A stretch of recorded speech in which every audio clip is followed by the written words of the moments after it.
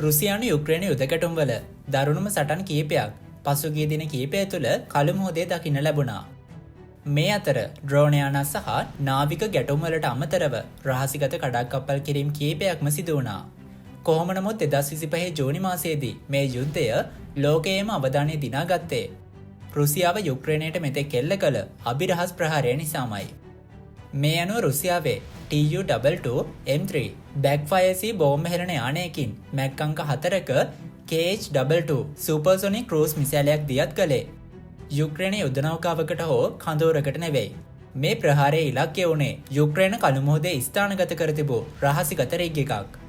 ඇත්තටම මේ රුසියාව තෙල් වාහකයක් ගුවන් යානා ප්‍රවාහන නෞකාවක් විදිහට සැලකුවේ. යුක්‍රේනයේ මේ රිග් එකේ සංගවා තිබූ අභිරහස් මොනවාද? අපි අද කතා කරමු මේ ගැන.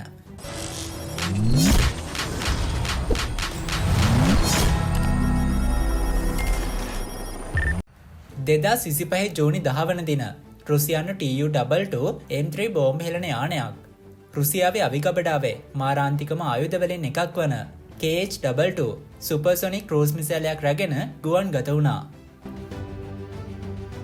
මුල් කාලීනව ඇමරිකානු ගුවන් යානා ප්‍රවාහන නෞකා විනාශකර ගිල්වීම සඳහා නිර්මාණය කළ මේ මුර්ගයා එදින ගුවන් ගත වුණේ කළු මුහුදේ ස්ථාවර රිග් එකක් වන ටවීටා සොයන් එසෝම් තෙල් රිග් එක විනාශ කිරීමේ අරමුණින්. යුක්‍රේනයේ තිබූ වයස්ගතම බලශක්ති යටිතල පහසුකම්වල කොටසක් වුණ ටවීටා යුද්ධය ආරම්භ වූ දා සිටම යුක්‍රේන කළු මුහුදේ මෙහෙයුම්වල සැඟවුණු මැණිකක් විදිහටයි සැලකුවේ. සිවිල් යන්ත්‍රයක් විදිහට වෙස්වලාගත් පාවෙන බුද්ධි සහ ඩ්‍රෝන සම්බන්ධීකරණ කඳවුරක් විදිහට කටයුතු කළ ටවීටා යුක්‍රේන සීමාවලට බොහෝ දොරින් ස්ථානගත කර තිබුණේ යුක්‍රේනයේ මිනිසුන් රහිත මතුපිට වාහක සඳහා ඉලෙක්ට්‍රොනික බුද්ධි ස්ථානයක්, රේඩාර් නිරීක්ෂණ උපකරණ සහ මාර්ගෝපදේශන සපයන අභිරහස් කඳවුරක් විදිහටයි. කොහොම නමුත් මාස ගණනාවක් තිස්සේ රුසියානු යුද නැව්වලට ඩ්‍රෝන යානා ප්‍රහාර සැලසුම් කළ ටවීටා මේ අනුව රුසියානු Tu-22 යානයේ ප්‍රහාරයෙන් තප්පර කීපයකට පසු යුක්‍රේනයේ මුහුදු නිරීක්ෂණ රහසිගත ස්නායු මධ්‍යස්ථානය මොහොතින් අතුරුදහන් වූ අතර චන්ද්‍රිකා ඡායාරූප මගින්ද මේ ප්‍රහාරය තහවුරු කරනු ලැබුවා. මේ ප්‍රහාරයෙන් පසුව රුසියාවට උපාය මාර්ගිකව කළු මුහුදේ මෙහෙයුම්වලට ඉහළ වටිනාකමක් ඇති වෙලා තියෙනවා. මොකද ටවීටා කඳවුරේ විනාශ වීමත් සමග තවදුරටත් ගොඩබිම් ඉලක්ක හෝ නාවික කටයුතු සඳහා රුසියාවට සීමාවක් නැහැ.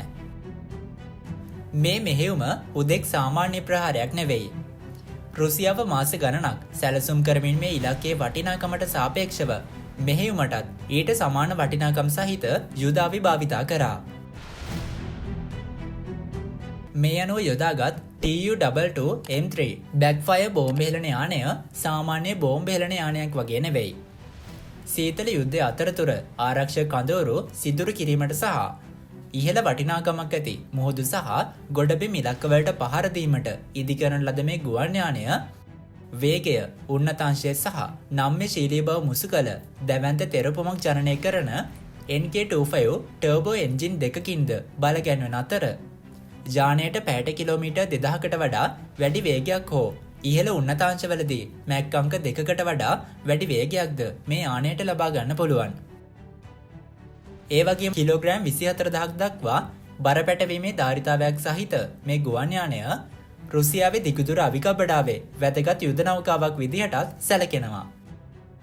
ඒ වගේම මේ ප්‍රහාරයේ කතා නොකරන බැරි දේ තමයි යානය රැගෙන ගිය KH-22 ක්‍රූස් මිසයිලය.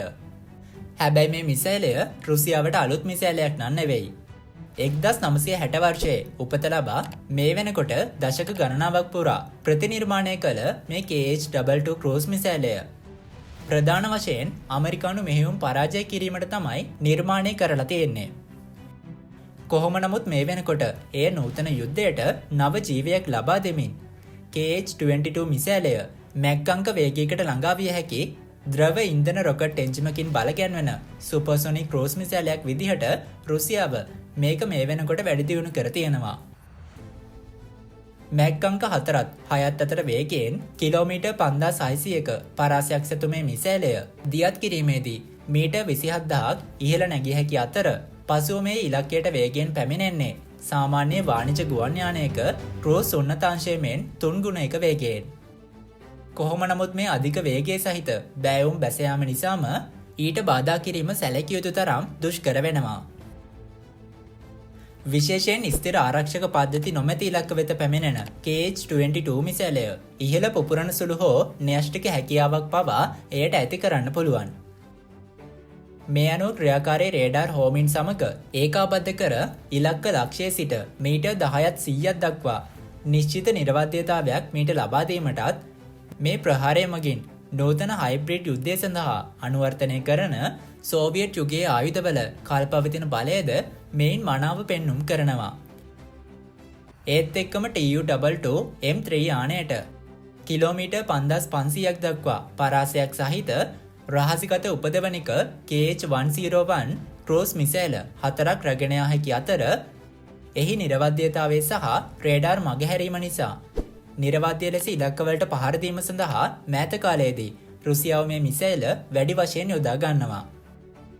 කොහොම නමුත් මේ අනුව රුසියාව ඇමරිකාව ඇතුළු නේටෝවට පෙන්නුම් කරන්නේ නවීන උපක්‍රම සමග ඒකාබද්ධ කළ පැරණි සෝවියට් ආයුධවලට තවමත් ප්‍රධාන කාර්යභාරයක් ඉටු කළ හැකි බවයි.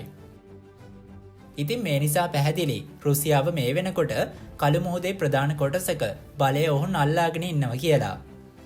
මේ අනුව යුක්‍රේනය ඉදිරියේ මොන වගේ ප්‍රහාරයක් රුසියාවට එල්ල කරන්න සැලසුම් කරයිද? ඇමරිකාව ඉරානයට ප්‍රහාර එල්ල කරා වගේ රුසියාවටත් ප්‍රහාරයක් එල්ල කරන්න කටයුතු කරයිද?